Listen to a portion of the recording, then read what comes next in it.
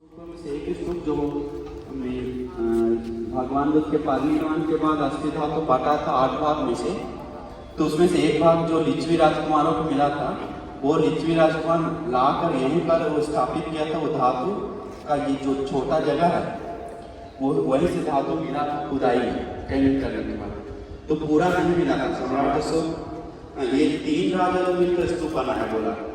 पहले लिच्छवी राजकुमार को वो छोटा जो जगह था उतना ही बनाया था।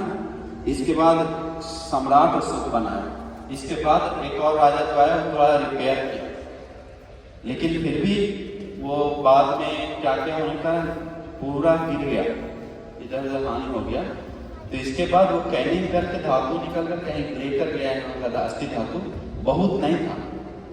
सम्राट अशोक जब कैनिंग किया, शुरू में सम्राट अशोक खुदाई किया था तो वो थोड़ा निकला था।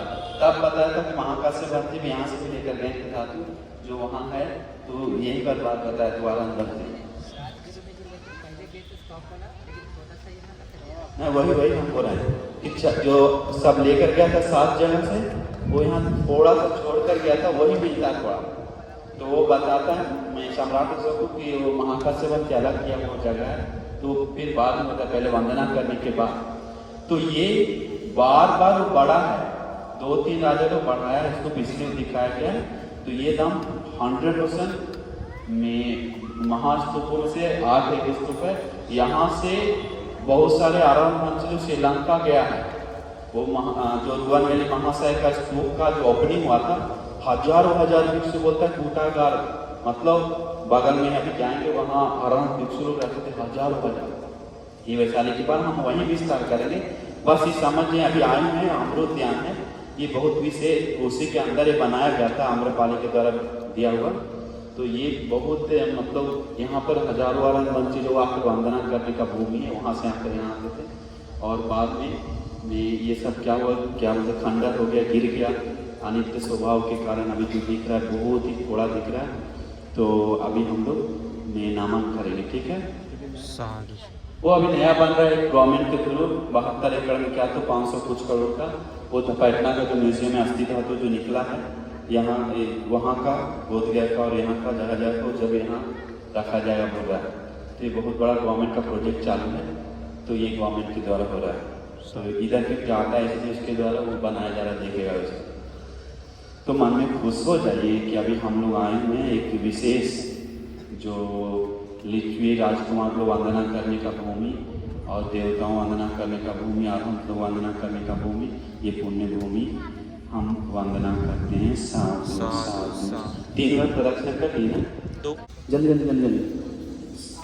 इति विसो भगवारहं सम्मा संबुद्धो विद्याचरण संपन्नो सुगतो लोकविदु अनुत्तरो पुरुष धम्म सारथि सत्ता देव मनुष्याणां बुद्धो भगवाति वन्दे वन्दे वन्दे वन्दे बुद्धं वन्दे बुद्धं वन्दे वन्दे वन्दे धम्मं वन्दे वन्दे वन्दे धम्मं वन्दे वन्दे वन्दे संघं वन्दे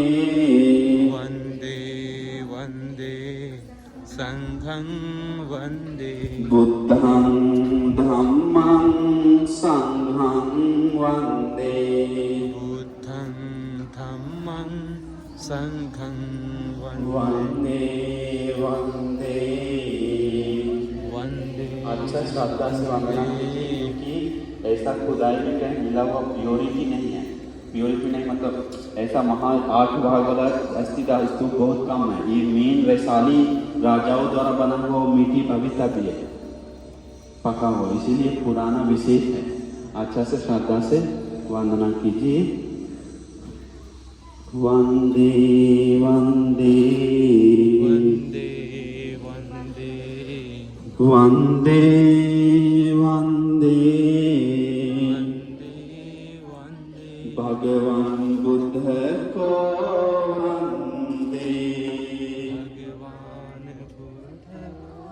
वंदे वंदे वंदे वंदे वंदे वंदे वंदे वंदे सत्य धर्म को वंदे सत्य धर्म को वंदे वंदे वंदे वंदे.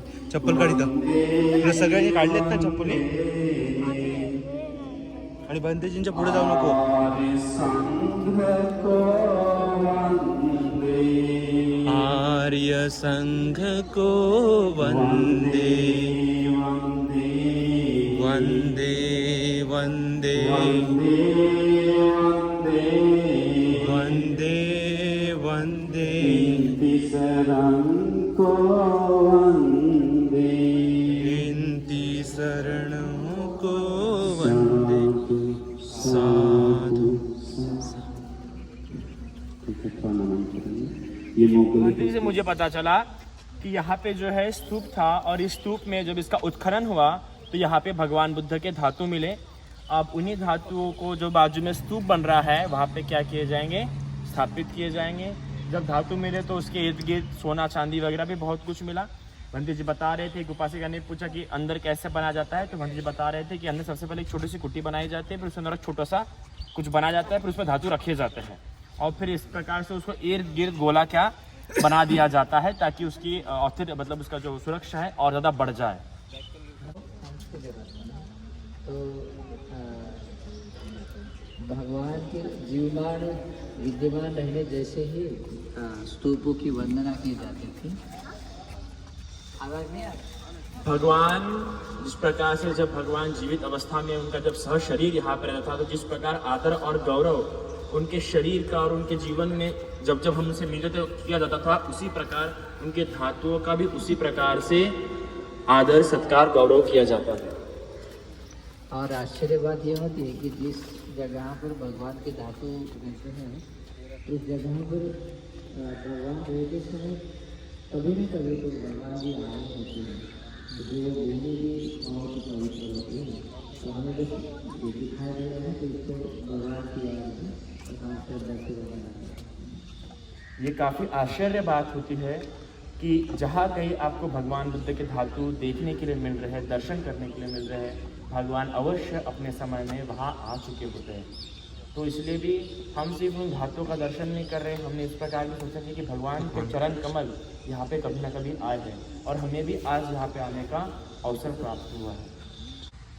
तो इतना आज के लिए काफ़ी है. भंजन ऐसा बोला पर फिर मैं उसको बदलता हूँ कि यहाँ पे जो है वैशाली एक पार्लियामेंट्री डेमोक्रेटिक कंट्री थे, है ना. यहाँ पे कैसा होता था, यहाँ पे कहो या कपिलवस्तु में कहो, यहाँ पे कैसा होता था कि उस पार्लियामेंट में जितने भी लोग होते थे, जैसे एक पार्लियामेंट में जो लोग सदस्य होते थे वो सभी राजा और राजकुमार कहलाते थे. तो इस प्रकार से यहाँ पे कहा जाता है कि 7,700 राजकुमार, 7,700 पुष्करणी, 7,700 महल, तो ये 7-7 का आंकड़ा पे बहुत ज़्यादा देखा जाता था. ये बहुत ही समृद्ध नगरियों में से क्या थी, एक नगरी थी, क्योंकि यहाँ पे लिच्छवी वज्जी ये सभी लोग वास करते थे. भगवान ने एक जगह कहा भी था कि भिक्षुओं अगर किसी ने तावंतिसा देवलोक के देवताओं को नहीं देखा तो वो देखो लिच्छवी आ रहे हैं.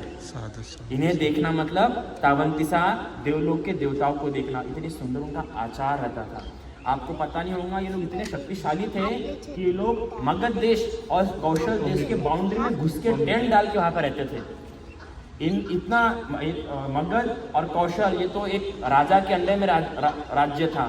इतने बार जीतने का प्रयास किए पर आज तक कभी नहीं जीत पाए. यहाँ तक कि जब भगवान बुद्ध अपना महापरिनिर्वाण ले रहे थे तब फिर अजातशत्रु ने वर्षाकार ब्राह्मण को भेजा कि वर्षाकार भगवान जा रहे हैं, उनको पहले पूछ लो कि अजातशत्रु का आक्रमण करने का इच्छा है वैशाली पे, क्या कर सकता है, क्या तो क्या क्या जाना चाहिए. तब वर्षाकार ब्राह्मण भगवान के पास आता है और पूछता है कि अरे हाँ दोनों का एक साथ निकालो, एक ही